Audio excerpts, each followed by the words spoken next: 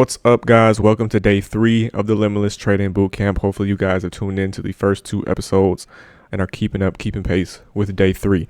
I appreciate everybody who has watched the first 2 episodes. They were very important. If you haven't watched them already, please do. Every episode is super important to watch in chronological order, okay? Even if you're experienced in trading, still, they're really good reminders. No matter if you're a beginner, intermediate, advanced, it doesn't matter, okay? Now, day 3, this is super important, underrated as well. We're going to be going over the tools of the trade, talking about futures, talking about platforms, talking about accounts.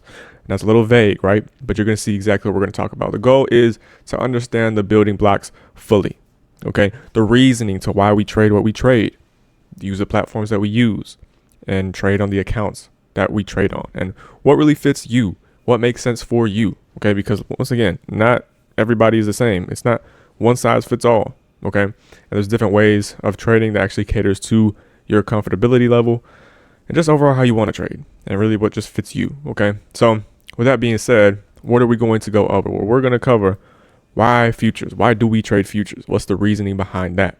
Right now, the strategy, everything that I teach you within this bootcamp will be applicable to stocks, options, Forex, crypto, any market, because it's the basis of how the market works, because I trade based off of how the market works in general, and the tools that I use to be able to see orders and liquidity and things like that are applicable to all markets, okay? But specifically why futures fit the best, are widely regarded as the best thing to trade. We'll go over that in depth. And then we're gonna go over prop firms versus personal accounts, kind of comparing the two, explaining what they are if you don't know what prop firm is. If you're not familiar with any of these terms, you will know after this video. And then TradingView or just regular platform basics, just to get your feet wet. If you're a beginner and you don't know how to use these platforms, I know some people kind of struggle if they're coming from a different market. Maybe they use MetaTrader, maybe they specifically only trade on their brokerage accounts and chart on their brokerage accounts like Webull or Robinhood or Thinkorswim, whatever the case may be, right? You'll at least get to know the most used and most popular charting platform of software, which is TradingView. Okay. And before we get started, I want you guys, in the first link in the description down below, it is no commitment to you. But if you're a person who's struggling right now with trading, my one-on-one personalized mentorship is dropping January 23rd. So if you want to be on the wait list, this is no commitment. This is just the initial step to figure out if this is actually right for you. You'll have a one-on-one conversation to actually figure out if this program fits you, your trading, actually fits what you want and what you can get out of it, right? It will be tailored for you. It is a genuine one-on-one mentorship. If you want to apply for the waitlist, it's the first link in the description down below. So it is open for each of you watching this video. It is a waitlist because we can only take on a small amount of people, because I can only pay attention and personalize and have one-on-ones with a select amount of people. I have 24 hours just like you, right? So if that sounds like something that you would want, that you would need to actually boost and elevate you as an unprofitable trader into being a profitable trader, even if you're profitable and want to become more consistent and scale, right? This is for you. So I'll see you inside. So the first thing, and just setting the tone, the foundation of this whole entire video, why futures?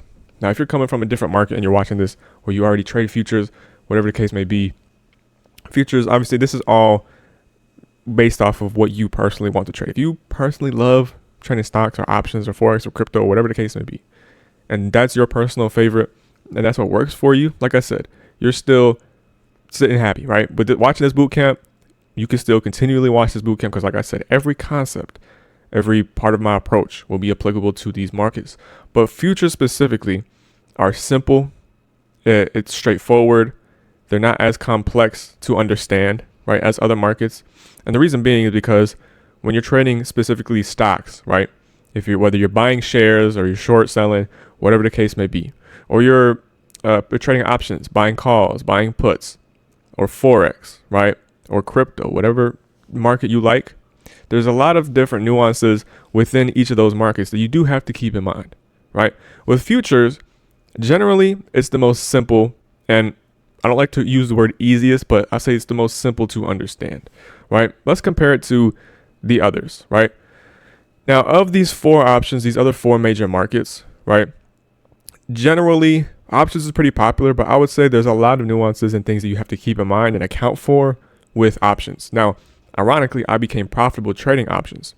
I became profitable. That's the first thing I started trading. I basically became profitable swing trading options. And then I also my strategy and approach evolved to day trading, scalping a little bit, things like that. But for example, with options, you have to keep in mind things like theta, right? If you're not familiar with this, that's fine. We're obviously going to be defining futures and explaining specifically what you should know about that.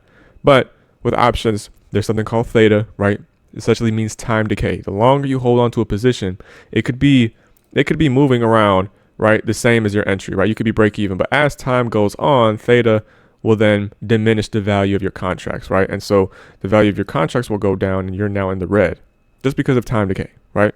Things like that, which I personally hated in options, right? I became profitable trading it. I had to account for it. But when I made the switch to futures, there is no theta, right? You don't have to account for the Greeks, right? And then things like that. With stocks, right? That is a bit more simpler, right? You're either just buying shares or you're short selling. You're trying to usually people who trade stocks are trading momentum, right? Either, some people trade penny stocks. Some people like to trade IPOs, whatever the case may be. It's a little bit more simpler than options because you're not trading with theta in mind, right? But with momentum trading, it's a lot more, you could say, stressful. And it's definitely something that requires a lot of attention to detail, right? With Forex, right? These markets, a lot of people moved from Forex to futures in the recent years because there was a lot of brokerage problems. I won't get too far into that, but if you're familiar with Forex, there were a lot of brokerage problems. A lot of people we're seeing that slippage was a major factor. A lot of prop firms, a lot of brokerages, the slippage that people got when they basically entered their positions, they'd basically be climbing out of a hole, right? Enter at this price, you get filled down here, right? And immediately when you're in a position, you're already down, a pretty sizable amount, right?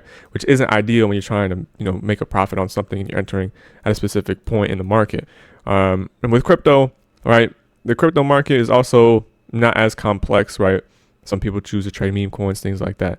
But generally, a lot of people usually go towards futures. The reason being is because futures is simple. You're trading the most liquid markets, right? Crypto, you have Bitcoin, you have Ethereum, you have a lot of other things that a lot of people like to trade, which can be nice, right? But generally when trading, you're trying to trade the most liquid things in the market, and obviously the majority of what people are trading right now, right? Not to say crypto isn't popular, it is, but when you think about trading, you typically think about, okay, the United States stock market. What are the two leading things that most people are talking about when it comes to the stock or futures market? Well, we're talking about the S&P 500, right? Which for stocks, the ETF, the ticker is SPY. For futures, it is ES, right? That is the S&P 500, the top 500 companies in the United States stock market that make up these index funds, right? Or you have NASDAQ, right? Which on stocks, the ETF ticker, or options, it's QQQ, right? Or with futures, it is NQ, okay? Simple as that. With futures, you can also trade commodities like gold, silver, crude oil. These are the most popular things to trade on futures. The thing is, when you have more things to trade across all of these different markets, yes, it can be good. It can provide more opportunities. But generally, when you're a beginner in trading, you do want to focus on a lot of the same things consistently, right? Because as you continue to read the market, as you continue to gain more experience with the market, you're now every single day you are reading and you're looking at the same thing. You know what to look for. You know how it behaves as time goes on. Whereas when I was trading options, I had a watch list of like 100 different stock tickers, right? So I was looking at different things every single day. Eventually, I narrowed it down to just simply trading SPY and QQQ, the S&P 500 and the NASDAQ. But the thing is, right, I felt like I should have did that from the jump. I felt a whole lot more comfortable looking at the same things, the most liquid things in the market, right? And then going to futures, I not only was trading those same things on the futures tickers, right, ES and NQ, but once again, they were the most liquid and I didn't have to deal with time decay, right, or theta, things like that. So comparatively, futures are very, very good to start out with, very simplistic. They're easier to understand, right? There's not a lot of things that invoke some additional intrinsic value or additional factors that you have to think about when holding a position like time decay, right? But you're really trading the same batch of things, right? When you ask somebody if they're trading futures, they're usually trading either the same things as you or one of the things I just mentioned, right? ES and Q, GC, which is gold, SI, which is silver, or CL, which is crude oil, right? There might be somebody out there trading orange juice futures. I don't know. But, right, generally those are the most popular things, right? And once again, ES and NQ are going to be the two most liquid things in the market, essentially meaning that it's the highest volume, the most people trading it. And it makes sense why, right? The S&P 500 and the NASDAQ, the two main things, leading things that everybody is really looking at and keeping an eye. Even if they don't trade it, you'll see a lot of people that will keep an eye on this because this will dictate the market as a whole, right? And so moving on to prop firms and personal accounts, another reason why trading futures is very nice, right? Now, if you're not familiar with what a prop firm is, well, essentially, as of right now, as far as I know, there aren't prop firms that exist for stocks or options, right? There are prop firms for Forex. I believe there are some for crypto. I'm not too familiar with that. I haven't really heard of it, but I believe there are. But I know, and I have used before, Forex prop firms as well. But with futures, essentially what a prop firm is. Let's kind of go into that before we get a little deeper. A prop firm is essentially it's a firm that provides you with simulated capital to trade with. Okay. Now what this means is that typically we'll just use a 50K account. Okay. That looks like an S. So let me draw that out again. A 50K account for a futures firm is typically what people start out with, right? Now, what this means is that you're not given $50,000 of real money that you can just take out and put in your bank account, right? I already know what some of you guys might be thinking. But essentially, you're given this simulated capital to trade with, okay? Now, with this capital, what you're able to do is essentially leverage this to be able to enter in positions on you start with an eval account, okay? So essentially, your goal, a prop firm essentially gives you rules and standards to trade by, and your goal is to pass an evaluation phase. Now, this prop firm gives you this $50,000 of simulated capital, and you have to reach a price target. Now, typically, this price target, it can vary across different firms, but typically it's around, give or take a few hundred or maybe $1,000. It is around $2,000. Okay. And with this profit target, you are essentially trying to reach this profit target of around 52K. Like I said, it varies across different firms by a little bit, right? But generally this is the average, right? 52K, you're trying to reach this without breaching their rules. So you're trying to profit up to $52,000 on that evaluation account before you essentially go down 2K, or typically it could be 1,500, 1,750, right? But generally we just keep it 50, or we'll just keep it a 1-to-1, right? Let's just say this, right? Because I don't want to go over 17 different firms and their different rules, things like that. But just for the sake of example, you're trying to profit and be in profit without breaching that threshold of a drawdown. And if you reach that, then you will pass the evaluation account. Now, it seems pretty simple, right? But obviously there's different things across different firms, different rules that make it a little bit harder. You can have trailing drawdown, right? The higher you go, let's say you go up to 51,000, right? Let's say you start with a 50K account, right? And let's say your profit goal is 52K. We're just going to go with equal increments here, right? Then you're trying to get there before you drop to 48,000. 48,000 is that rule that if you hit that, you breach the account, you lose the evaluation, right? So now let's say you go up to in between 50 and 52. Let's say you go up to 51, right? 51. There will be some firms that have trailing drawdown. So because you went up 1K in profit, right? Because you went up 1K in profit, now this little rule of hitting 48K, that now trails and follows you. So now instead of 48K, the new rule, because you hit and went above $1,000 en route to your final target, instead of 48K, now it's 49K, right? So now you originally started with that 48K, maximum drawdown. Now, since you went up 1,000, so does that drawdown target, right? Or drawdown threshold, we'll say. So now that follows you up, and it makes it a bit harder. Some firms do this, but right, like I said, this might seem a little complicated for you, but these different firms have different rules to both be better basically create a good business model for them, right? Because if they made everything easy and everybody's taking payouts, right, they essentially don't have a business. They thrive. Prop firms thrive. And this is just how it is. Prop firms thrive off of people failing evaluations, right? You will pay a fee to get this evaluation account. Typically, it ranges once again across different firms. We're not going to go over every single price. You can get some as cheap as $20, right? You can get some as expensive as $500, right? Different account sizes, different rules, right? The easier the rules are, or the larger the account is, the more expensive it'll be, right? Because you're essentially, like, some people will have this. You don't have to pass the evaluation. You can go straight to a funded account, right? A lot of these things I don't want to get too deep into, right? But generally, think of a prop firm as basically a place that you're able to acquire an account and you can get payouts from. Once you pass that evaluation phase, right? Whatever firm that you get, right? You put in however much money, let's just say $100, right? To get that evaluation, you pass it, right? You now go to, and different firms call it different things. We're just going to call it a PA, a passed account. Okay. So once you get to that passed account, now that eval phase was just a test to show that prop firm that you're able to trade with their simulated capital, right? So you don't gain any money from this eval. This was just a testing phase, right? The potential to gain money and get a payout comes on the passed account, right? After you pass the eval. Now, in between here and here, you will pay a lifetime fee, right?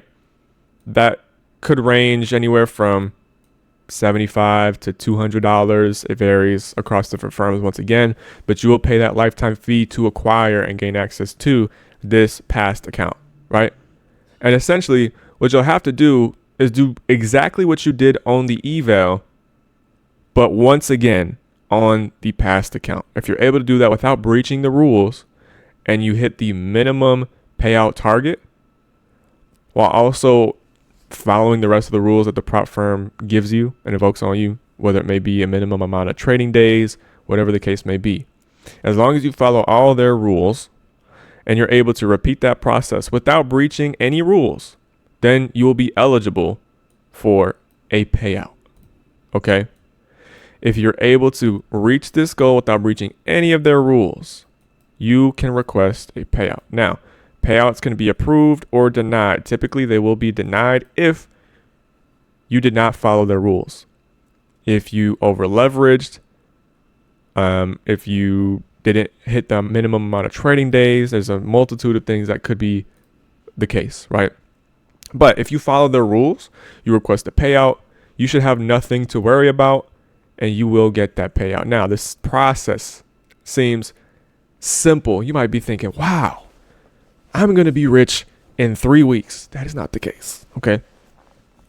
I've mentored a bunch of people who have blown countless amounts of evals, hundreds of evals. They've wasted thousands of dollars on evals before even seeing a payout. Am I trying to say that to scare you? No.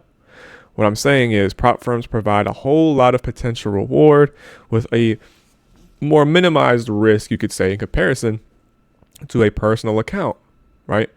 Because when you're trading a personal account, you're trading your own personal funds, right? If you put in $1,000, right, and you lose that, you continuously just lose all those trades and you lose your $1,000, that's your $1,000, right?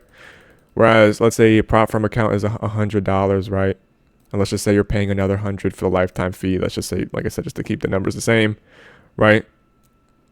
Now, if you basically fail to eval, you're out $100. Or if you pass the eval, you get to the PA, and then you blow the account, now you're out $200, right? Now you would have to do that 5 times to essentially that 1K that you put into that personal account to equal losing that, right? So the risk is quote unquote minimized when you're on an evaluation account. Does that mean that you can just treat it like a game, that you have more leeway? No. Treat any prop firm account like it's your own capital. Yes, it's simulated funds. You obviously can't take that money out. But the more serious you take a prop firm account, the better it will be for you. Abide by the rules. This is why back testing, proving to yourself that you can actually pass an account, get a payout, is super important before you even buy the eval. Because yes, you might be spending only maybe $100 on an eval. To some people, that may not be that much money, right? To some people, that's a lot of money, right? Whatever the case may be, $100 is $100. Don't put that $100 at risk, or however much the account may be, because you're thinking, oh, it's just a prop firm account. It's not that big a deal. I need to learn anyways. I've heard so many people say that. Yeah, I need to learn anyways. I might as well buy it. Demo accounts are existent for a reason. Practice as much as you can before even considering getting a prop firm account, right? Right now, we're just explaining how prop firms work, right? Because remember, their business model is basically beneficial for them whenever you fail an eval or blow a past account, right? When you breach one of their rules, you lose that account. That money that you paid for them, they have that money. You don't get it back. You don't get it refunded, right? So it is advantageous for these prop firms to profit off of your failures. But it is a business model that still benefits you if you're able to follow these rules, if you're able to follow the evaluation rules, right? Follow the rules on the past account and get that payout. As long as you don't breach their rules, you will get the payout, right? A lot of people might think this is a scam. It's kind of hard to believe. I understand, right? If you're not used to prop firms, but you will get a payout. And this is if you are trading with a reputable firm. I'm not talking about a firm that just dropped a week ago, right? From a founder that you've never heard of ever in your life, right? But there are certain firms that will be reputable. Right now, the most reputable at the current moment will be names like TopStep, Tradify. Apex is somewhat reputable, but some people have problems with them because they get their payouts denied, but usually it's because they do, not follow the rules. But right now, we'll just say TopStep and Tradify are usually the most trusted. Apex is the little brother in terms of, trust, being able to trust them, right? People have their opinions. I personally have no problem with Apex, but I know some people do. So, we'll just put that out there. But typically, you want to do your due diligence, and we're going to talk a whole lot more about this later on in the bootcamp. This is not something that you should worry about at the current moment, because if you're learning how to trade, you should not be on a prop firm account. You should not be funding a personal account, because why would you be doing that if you don't know how to trade? Learn how to trade first, practice on a demo account first, and then you can go through this process when you are ready. If you are not ready, it makes zero sense to ever be on an evaluation account on any prop firm. Okay, let's consider personal accounts, right? This is very simple. You guys probably understand what this is. It's just when you're playing with your own funds. Me personally, I trade majority of the time on a personal account. I have both prop firm accounts and personal accounts. Well, I have two personal accounts, but I don't use the second one. I can't remember the last time I used the second one. I was trying to grow like a small account. I just am so comfortable on my main account that I haven't even used the second one. But I do want to keep, that's a goal for 2026. So I have technically two personal accounts. I'm just going to say one because that's the one that I use. And then prop firm accounts, I have multiple accounts across different firms, okay? Namely Apex, TopStep, and I have Alpha Futures accounts. Do I trade Alpha Futures accounts? Not that much. But TopStep and Apex are the two most used ones when I am on my prop firm accounts. Like I said, I use my personal account a whole lot more frequent. I'm most comfortable. I love it. But my goal for 2026 is to group trade a whole lot of accounts. I'm going to still use my personal account majority of the time, but that's not what we're here to talk about, right?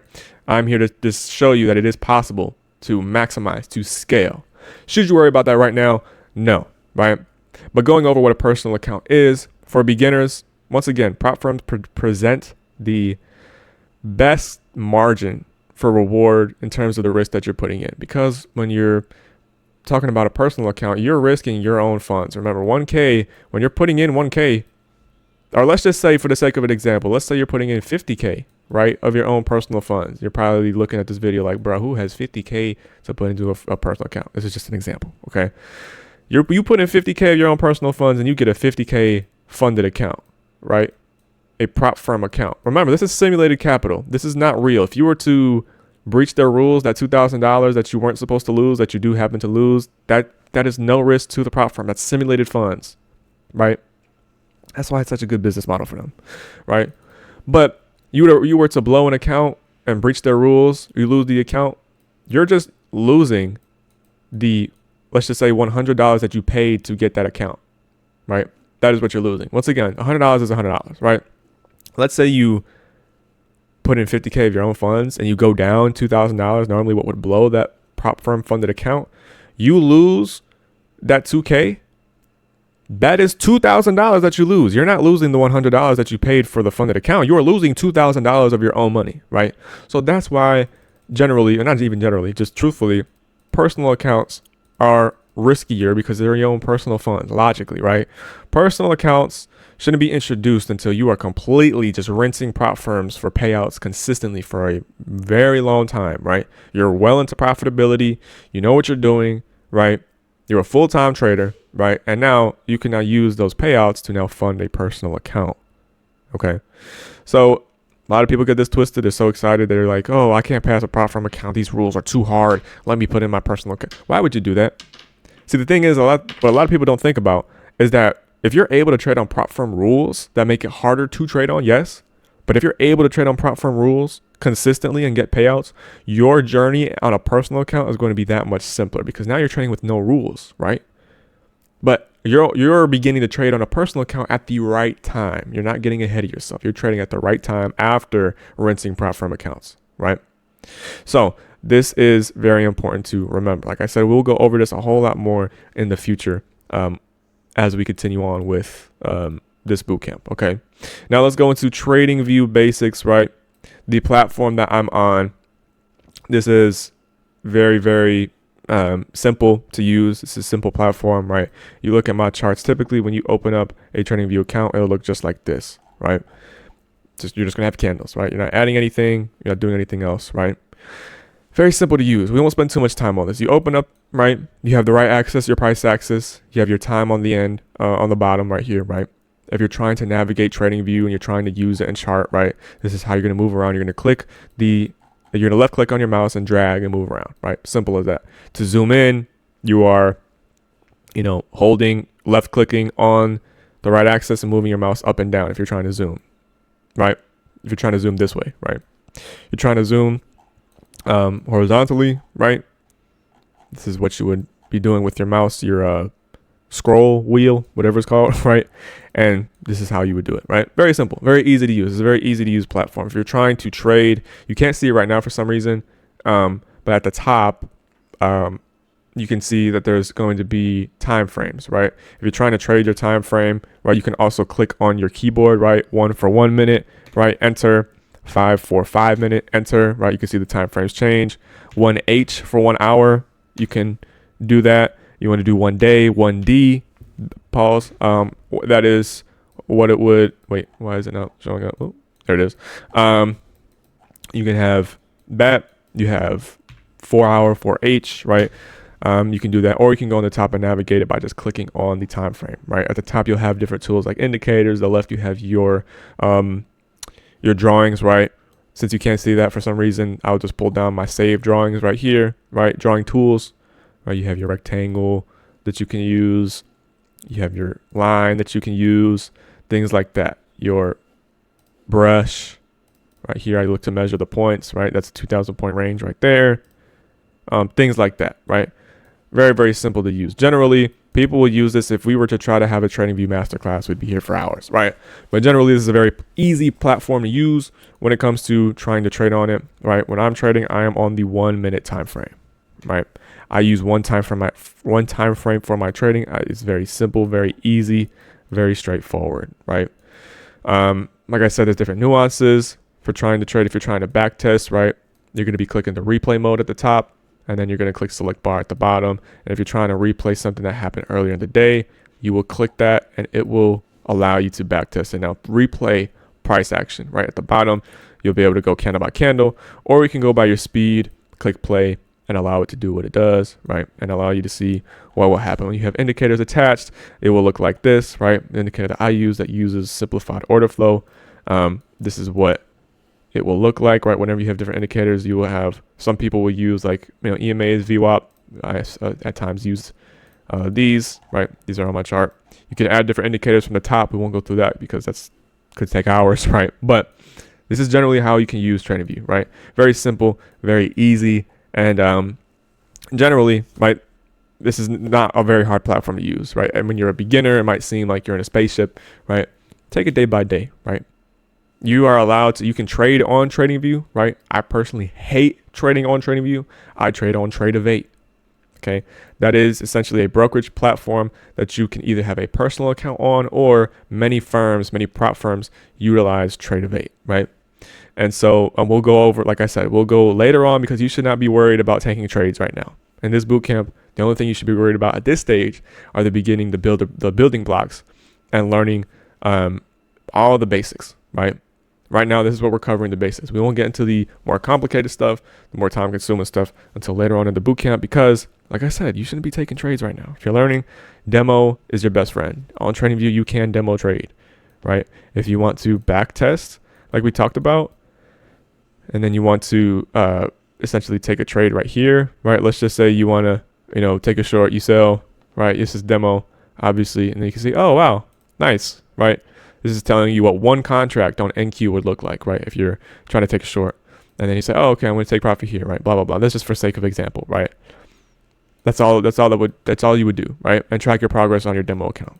You should not be worried about taking a trade on a prop firm account, on a personal account, whatever the case may be, until way, way, way farther in the future, until we've talked about strategy, building your plan, handling your emotions, all of that, right? With this episode, I wanted to demonstrate for you the tools that you'll need. TradingView is your best friend. It is your one-stop shop for now. We won't introduce any other platforms until later on. TradingView is your best friend, right? You can start with a free account. Obviously, in the future, TradingView requires you, if you're trying to trade futures, to purchase real-time data, things like that. We'll talk about that in the future. For now, just get used to price action. You can chart on stock tickers. You can chart on any ticker that you want, right? But generally, this is going to be your best friend, your one-stop shop, okay? Now, hopefully, this episode was informative for you, right? And we already included and talked about a lot of things, from why we trade futures, why it's simple, how basically the most highly liquid and most active things in the market. Those are the things that we zero in on trading, because why not? Why wouldn't you trade the highest activity in the market, right? Where most people are drawn, where there's a lot of liquidity, and you can take advantage of that by trading with this system, right? Which is based off of how the market works, right? And we also talked about prop firms versus personal accounts. What a prop firm is, what a prop firm account looks like, trading on it, and then versus the personal account, and talking about the risk to reward that you have with a prop firm account as well as a personal account. And then we talked about TradingView, okay? So this was, like I said, to some people who might be trading, this was stuff they already knew, right? But if you're a beginner who is not familiar with this stuff, or maybe you have heard of this stuff and you've just needed a refresher or a more in-depth definition, hopefully that took care of that for you. So hopefully y'all enjoyed the episode. Remember, January 23rd, if you want to be a part of the one-on-one mentorship program and work with me personally, I hope to see you inside, because I think this is going to benefit a whole lot of people and turn every single person profitable. Really, that is the goal. That's why I'm going to be putting in so much effort into this. So if you want to be on the wait list, it's the first link in the description down below. Day 4 is going to be tomorrow. I hope everybody is prepared, ready for that. It's going to be a super important episode. It's going to be all about reading price action, how to read the market just off of candlesticks, nothing else, just candlesticks, price action, and reading the story, speaking the language of the markets. Okay, I'm really excited for that. So stay tuned for tomorrow. I hope you guys enjoyed this episode. Subscribe for more, and I'll see you guys here tomorrow.